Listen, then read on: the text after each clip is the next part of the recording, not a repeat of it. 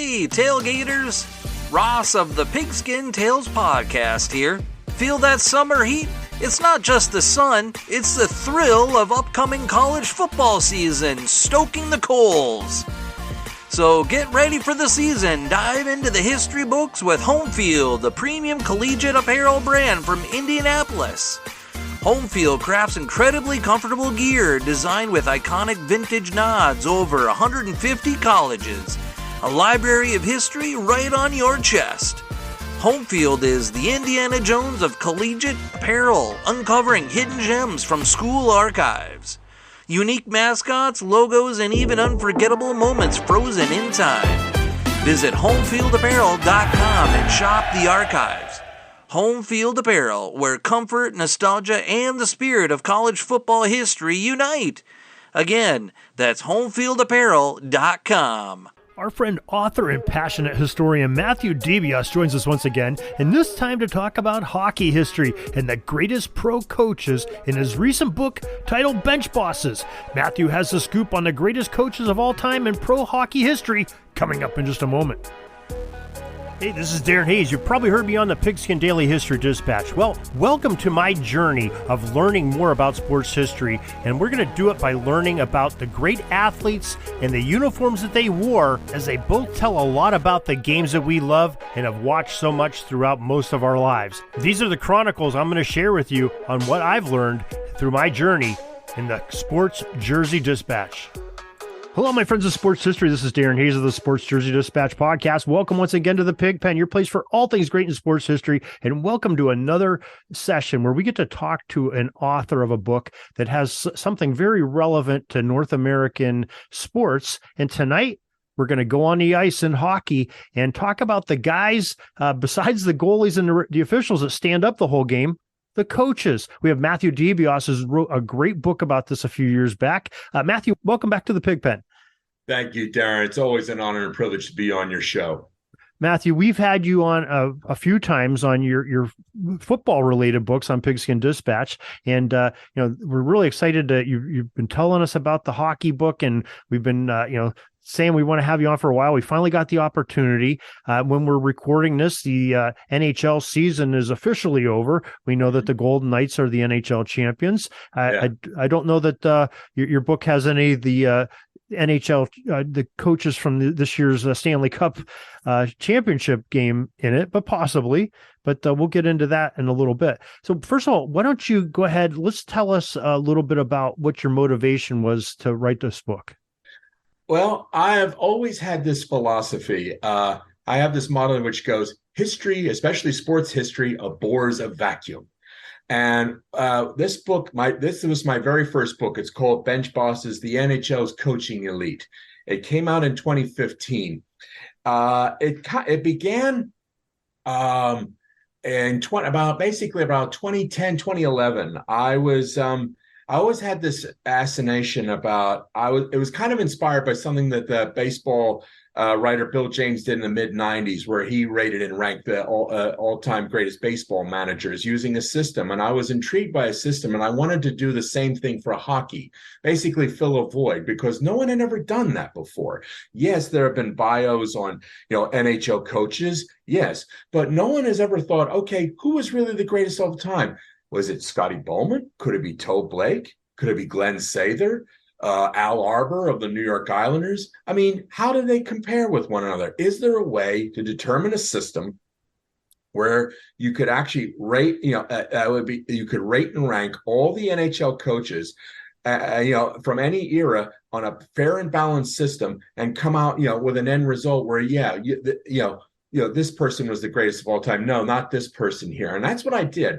It took me 3 years to work on it, starting about 2011. First, it was like a series of articles that I published on an online magazine called Inside Hockey. I came up with my list, and then I started doing it one at a time. Basically, a single calendar year, every year, 50 straight weeks. I said, okay, now number one is this person. Number two is this person here. I didn't really explain the method. I just went right into it. And at the end of my top 50, a guy who worked on Inside Hockey said, Matt, have you ever thought about making a book about this? And I thought, no, not really. But yeah, I mean, I go, okay, well, yeah, I will. So I started going over the articles and I started fattening things up. I started doing extensive statistical research here. I was all kind of also tinkering with my method because I talk about it in the introduction of my book and discussion of methodology. I was using one sort of system, and then all of a sudden I started evolving into a plus minus system. Kind of like what hockey players use on the ice today, the plus minus system. How good are you, on offensively and defensively? The higher you are in your plus thing, the better a hockey player you are, and all that. And I was applying the same standard to coaching. I created like 6 universal standards of success, and then I used a sliding scale from 1 through 6. And then this was my personal innovation because Bill James didn't do this with his baseball book. I also calculated negative values because I that was the thing I kind of thought to myself. I thought, if you can quantify success, why can't you quantify failure too? So I started establishing systems of failure, and I created 4 systems of failure, and it was symmetrical to the offensive side, with the exception, on the offensive side, you also have making the Stanley Cup Finals and winning the Stanley Cup. Whereas, and the other, the negative side, there is no such thing. Basically, if you have a losing season, you lose a point. If your winning percentage is below, I think it was at 350, you lose 2 points. If you finish, finish in last place, that's 4 points, and something failing to make the playoffs, is another point there. It was a sliding scale 1 through 4, and I ran all the NHL coaches, not just the NHL coaches, but also rival leagues like the World Hockey Association from 72 to 79, and then in the very early years of pro hockey, there were 2 other rival leagues that actually vied with the NHL for the Stanley Cup from 1917-18 to 1925-26, which was the Pacific Coast Hockey Association. That existed from like 1911 to 1924. And then later on, beginning in the 1920s, the Western Canada Hockey League, later known as just the Western Hockey League. And for 6 years, that league vied with both the PCHA and the NHL for the Stanley Cup. Yeah, in the early years of pro hockey, as we know it, there was 3 rival leagues could compete for the Stanley Cup. Then after 1926, the NHL had sole possession of the Stanley Cup, and it's been that way ever since. And so I included those coaches as well. I factored them. That was my little innovation. So it was very comprehensive. It covered the full spectrum of established pro hockey leagues that are recognized there. And I ran it through. Took me 3 years, and by 2013, I basically had the manuscript done. So it was all done, and I submitted the manuscript. I hired an agent. First, I tried to get an agent. I actually got an agent, and then I started working the publishing firms.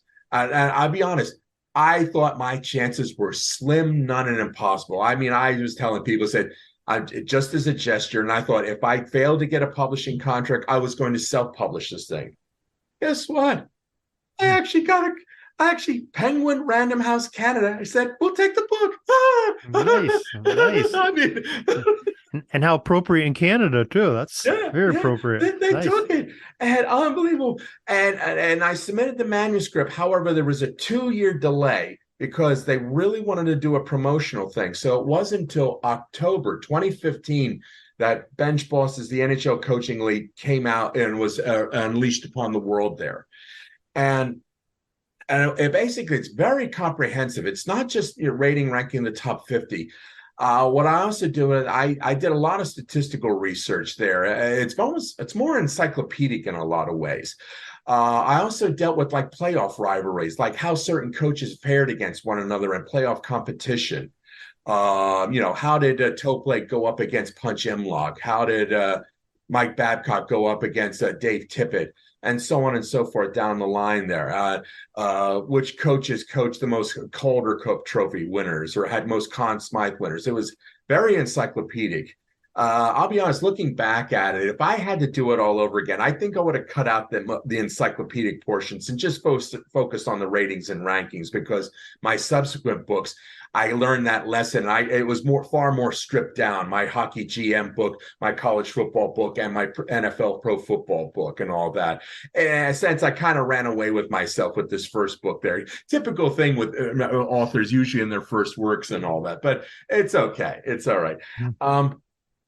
So it came out, and it's still up on Amazon. So you fans, if you're looking for it, again, it's called Bench Bosses: The NHL's Coaching Elite. Just type in my name, Matthew DiBiase, Dibiase, and there it is. It's there it is, first and foremost, my very first book there. And folks, if you're driving or you don't have a pencil and paper, don't worry. We're going to put a link to it both on jerseydispatch.com for the accompanying article to this post, and we'll put it in the show notes of the podcast as well, so you can get linked up with Matthew's books. When it came to the top five, very, very quickly, I did all the coaches in alphabetical order. And I discovered number one super quickly, and that was Scotty Bowman. I mean, by an incredibly wide margin, because the man coached 30 years. No, I don't think any other NHL coaches coached as long as he did. I mean, he just annihilated all the competition there. And the success he had in different cities is just unbelievable. Yeah, I mean, he took the St. Louis Blues to 3 Stanley Cup Finals. He took the Montreal Canadiens. I mean, he out-towed Blake, in terms of the Montreal Canadiens there, 73, and then the great dynasty from 76 to 79. Just absolute, one of the most devastating dynasties in all of NHL history. The only one that would match up with it would be Toe Blake's 5 straight years from 1956 to 1960, which has still never been surpassed, of winning the Stanley Cup. I mean, an absolutely stupendous achievement. And Bowman was number one, but the man, it was just by a very wide margin there. I mean, the gap is just enormous there, because Toe Blake only coached 13 seasons and Bowman did 30 and all that. And then once he left Montreal, I mean, the only rough spot in his coaching career was when he was with the Buffalo Sabres. From 80 to 87, he was both the head coach and the GM, but he never took the Sabres to the Stanley Cup Finals. The closest he ever came was in 79 when he took them to the semis and they lost. But he just couldn't get it done. And then by 87, he was out. And he was kind of in limbo for a while there. I mean, he wasn't even thinking of coaching. He was simply working in the Penguins front office under Craig Patrick. But when Badger Bob Johnson, who was featured in the book, Bench Bosses there, he's one of the top 50. He contracted the brain cancer that eventually killed him. He couldn't coach anymore. Bowman walked right. It was right there. He filled the breach, and he led the Penguins to the 1992 Stanley Cup Finals there, the Stanley Cup title there. Mm-hmm. Then they failed to repeat in 1993, and for mysterious reasons, I can't talk about it on the air. I promise someone that I would never discuss this publicly. It was off the record, so I have to maintain a confidence. I apologize. No, that's fine. That's fine. Yeah, I have to maintain that. He left the Pittsburgh Penguins, and he became head coach and also part general manager of the Detroit Red Wings. And Bowman was the one who, for 42 years, the Red Wings had not won a Stanley Cup, and finally. First he led him to the finals in 1995, and then finally in 97, he won another Stanley Cup title, then repeated in 1998, and then for the last time in his final season, 2002, he won his 9th and final Stanley Cup there. But I mean, Bowman was stupendous. I mean, he could do the offense, he could do the defense. I mean, it was not exactly a beloved figure, unlike Toe Blake. I mean, I talked to some old Montreal Canadiens when I was working on an abortive book project in the 2000s. It was supposed to be an oral history of the original 6 era. And I talked to some old Canadiens like the late Henri Richard, Gilles Tremblay, and Jean Beliveau, before they died. And the absolute reverence they had for Toe Blake was just enormous. I mean, it was like, I talked about that in this book here.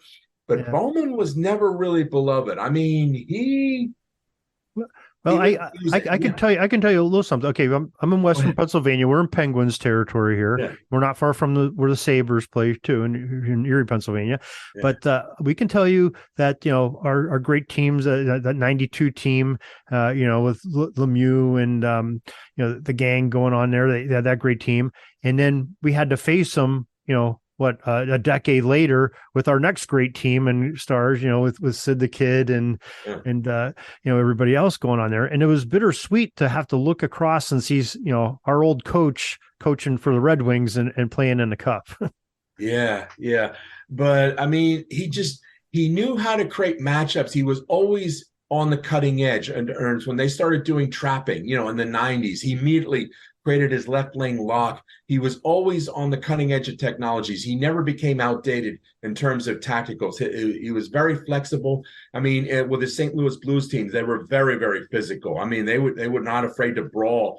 And in fact, that's where the Flyers got their concept of the Broad Street Bullies, because they lost a playoff series to the Blues, and the Blues basically outbrawled them, just outmuscled them and all that. And that's what led to the Flyers as Broad Street Bullies things under Fred Shero, who was also featured in this book, very prominently featured in this book. That was one of my most fun chapters, talking about Fred Shero, because one of the greatest thrills of my youth was watching the Flyers win in 74 and 75. And I talk about that in the book. They're very...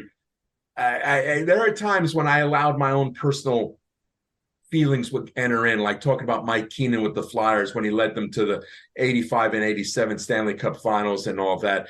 And Terry Murray when he led the Flyers to the 97 Stanley Cup finals. I would let my own personal feelings get in and all that, which was fun. But I did it very understatedly. I didn't overdo it. But once in a while, I would come out from the curtains and kind of walk in the spotlight and basically give my own little personal opinion. But mostly I was using what the established record was and all that. But there are some personal vignettes, like Pat Quinn when he led the Flyers to the 80 finals and all that, and that great 33 unbeaten streak and all that. Again, a stupendous accomplishment there. And Pat Quinn also was featured in my book as well.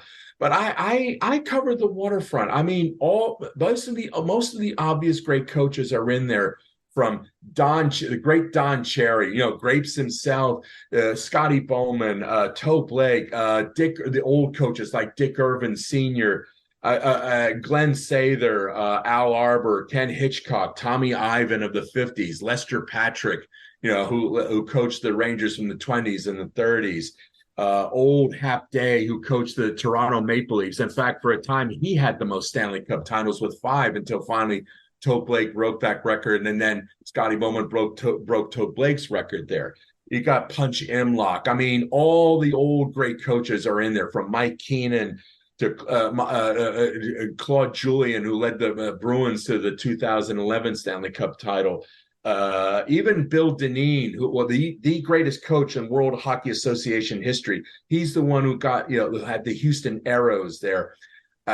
He was the one who got Gordie Howe to come out of retirement, and then Mark and Marty Howe, Gordie's sons, to play with them. And he had more Avco Cup title appearances than any other World Hockey Association coach. I mean, the Aeros were a great team. He had a bunch of guys when there was the merger in 79, a whole bunch of his players later went on and had very fine careers in the NHL. I mean, they could have, if there had been a merger, the Aeros could have held their own in the NHL there. They could have been playoff bound. I remember talking to Dineen about it shortly before his death in a telephone interview. He said, "Yeah, I don't know if we would have won the Stanley Cup, but I think we could have, made the playoffs and gone deep." He was a great guy, Bill Dineen, very friendly, very kind man.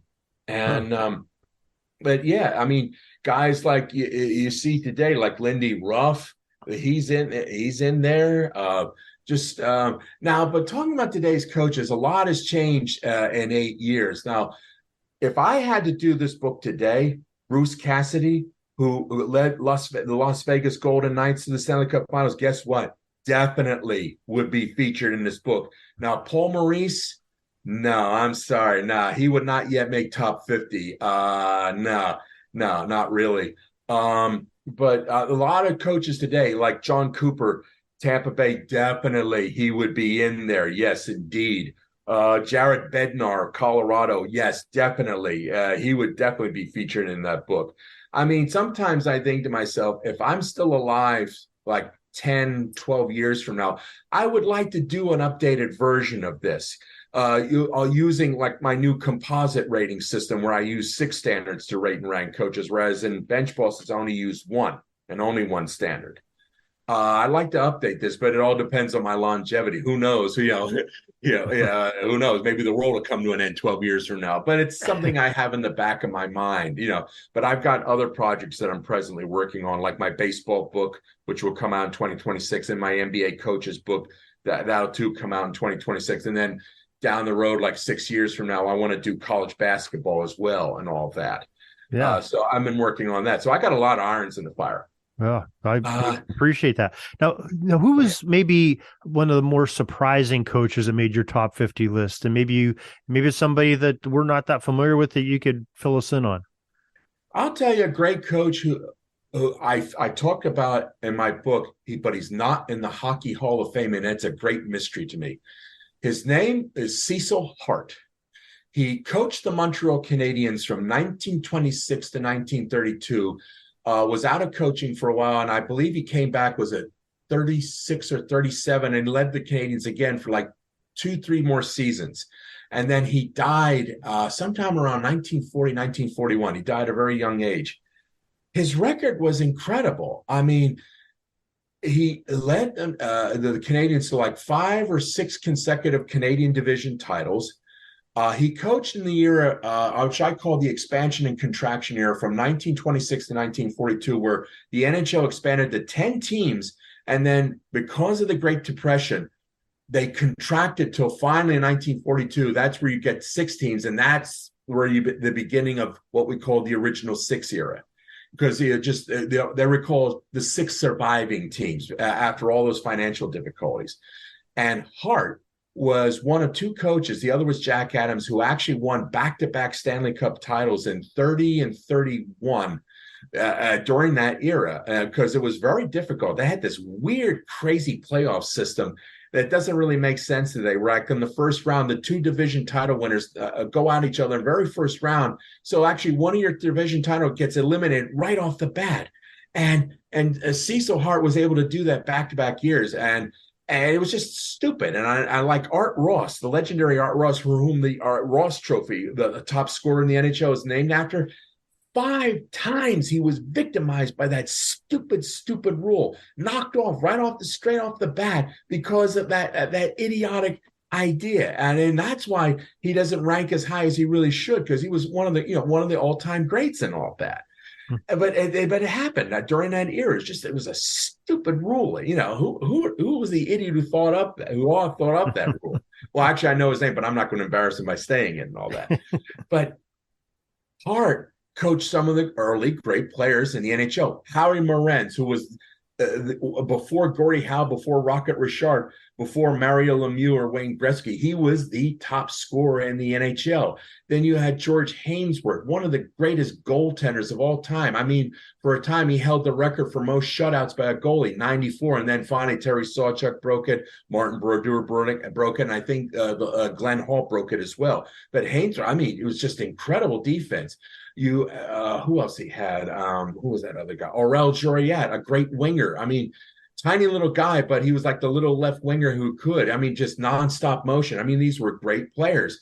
They had superb defense. They were one of the powers in the NHL. And yet, I mean, his boss, Leo Danduran, he's in the Hockey Hall of Fame. Morenz is in the Hall of Fame. Hainsworth's on the Hall of Fame. And I think Joliet's in the Hall of Fame too. Why isn't Cecil Hart in the Hall of Fame? I mean, he won 2 Stanley Cups, which is more than the late Pat Burns won, and Pat Burns is in the Hall of Fame.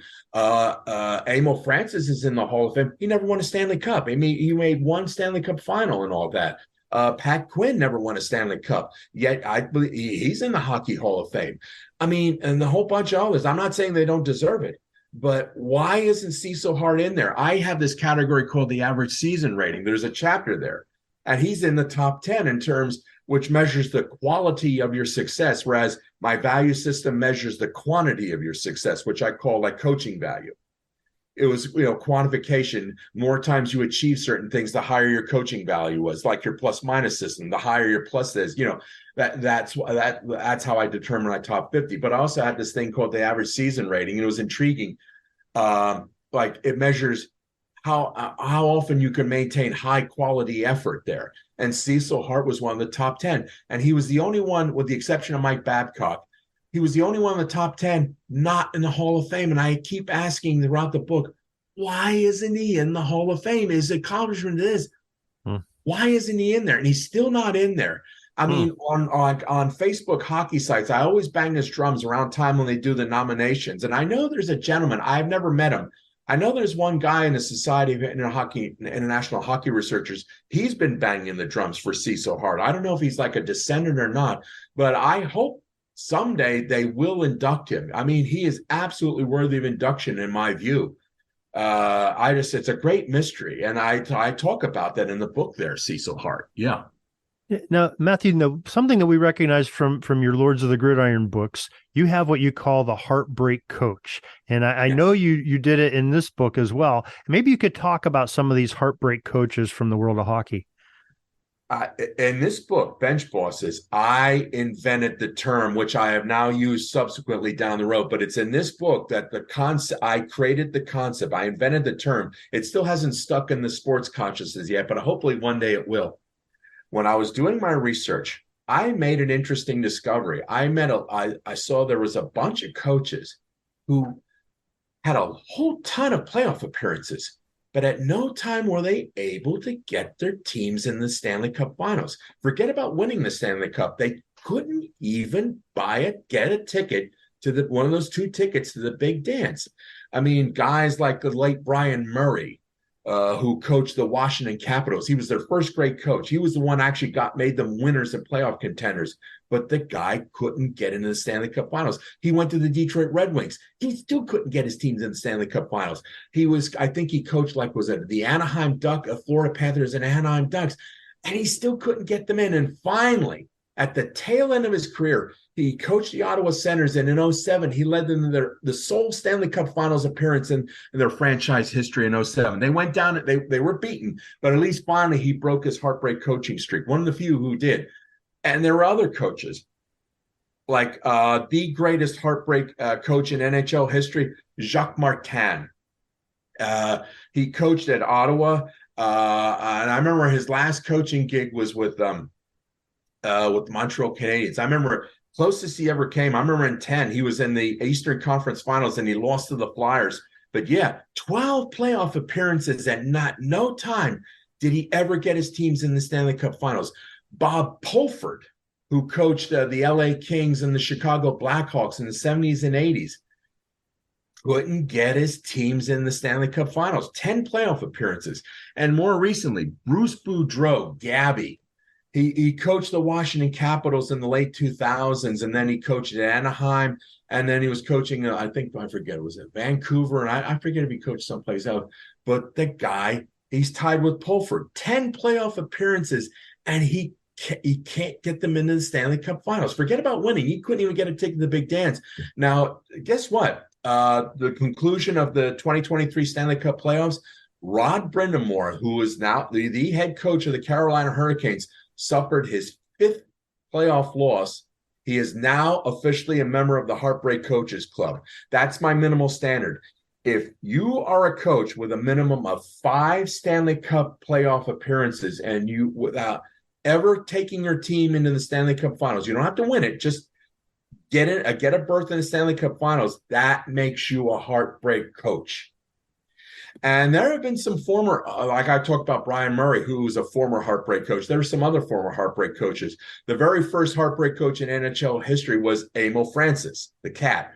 He had 5 playoff appearances, and finally in his 6th, in 1972, he led the Rangers to the Stanley Cup Finals, where he lost in 6 games to the Boston Bruins. But for a time, he was a heartbreak coach. Al Arbour, before he won 4 consecutive Stanley Cups from 80 to 83, he had 5 or 6 playoff appearances, and he couldn't get into the finals. And then finally in 80, he get into the finals and he wins the Stanley Cup. He breaks his heartbreak coaching streak. He must have took some good notes during those losing years and figured it out and take those 4 straight. What happened was that the Islanders were slowly building. They were an expansion franchise, and they just built it up player by player, draft by draft, trade by trade. And then finally, 1980, all the pieces were together or put into place, and they went on that glorious run. And it's still the great record, 20 consecutive playoff series wins, which is still an NHL record by Al Arbor. It's a stupendous accomplishment. The fact that he came so close to equaling, because he had 5 straight Stanley Cup Finals appearances, but he lost to Edmonton in 1984, and that was the beginning of the great Oilers dynasty and all that. But again, Arbor, I actually met late Al Arbor. I interviewed him for that abortive book project in the 2000s at his home in Longport Key. Beautiful man. Well, I had an earthy sense of humor, but he was just a beautiful man, a peach of a guy. And I know when he died, I was very sad. I mourned on that day. I mean, he had me right there in his den, and he was a great guy all around. Just fantastic coach, one of the all-time greats. Yeah. Oh, fantastic. Well, Yeah. Matthew, why don't you go ahead? Let's tell the title of your book again, where folks can get it at, and go ahead and do that for us. The title is called Bench Bosses, the NHL's coaching elite. It used to be available in stores, but not anymore. You have to get it on Amazon. Just go to Amazon, type in that title, Bench Bosses, and there it is. Or just type in my name, Matthew DiBiase, Dibiase, and there it is, along with the rest of my books. Well, Matthew, we really appreciate you writing this book, and we extremely appreciate you coming on here and telling us about it and sharing some of this great hockey history with us. And thank you very much, sir. Thank you, and God bless you, Darren. Thank you. This penalty kill is almost over. I got to get back out on the ice. But thanks again for joining us for another great edition of Sports Jersey Dispatch Podcast. We'll see you tomorrow. We invite you to check out our websites, jerseydispatch.com and pigskindispatch.com. Not only see the daily sports history, but to experience the preservation of great events and people that play the games. Find us on Pigskin Dispatch. It's also on social media outlets of Facebook, Twitter, Instagram, and don't forget the Pigskin Dispatch YouTube channel to get all your daily sports history. Pigskin Dispatch is happy to be associated with the Sports History Network, the sports headquarters of yesteryear, found at sportshistorynetwork.com. This podcast is part of the Sports History Network, your headquarters for the yesteryear of your favorite sport. You can learn more at sportshistorynetwork.com.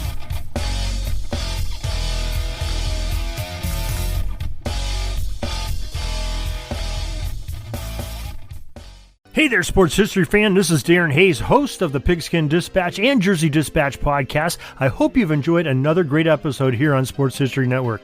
Now, speaking of sports history, this episode was brought to you by Firefly Books, and they have 2 great ones for you this summer. For basketball fans, they have the NBA 75, the definitive history by author Dave Zarum, who's appeared on our Jersey Dispatch podcast recently. He tells about the experience, the thrilling journey of the NBA, from its humble beginnings to its modern glory. Uncover the untold stories of triumph, controversy, and the greatest stars of the game. This isn't just a book. It's courtside seats to over 75 years of NBA history. And for the golf enthusiasts, swing into The Golf Round I'll Never Forget by Matt Adams. Relive 50 of golf's most memorable moments through the eyes of the legends themselves. From Garcia's triumph at the 2017 Masters to Nicklaus' miraculous 1986 comeback, it's the closest you'll get to walking the fairways with golf's greatest.